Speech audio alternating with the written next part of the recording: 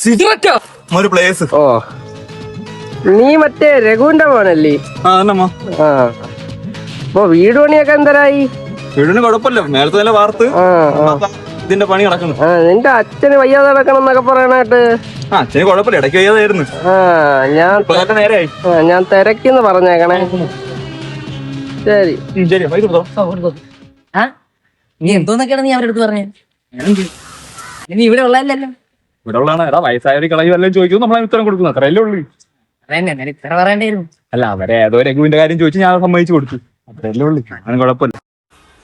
മോനെ ആ എന്തിനാ? നീ ആ രഘുവിന്റെ മോനല്ലേടാ? ഞാൻ രഘുവിന്റെ മോൻ തന്നെ. നിന്റെ അനിയപ്പോ ഒന്ന് സിഗരറ്റ് മേടിച്ചോണ്ട് പോയുള്ളൂ. സിഗരറ്റോ? സിഗരറ്റ് വലിയ തുടങ്ങിയോ? നോക്കിയോളൂ.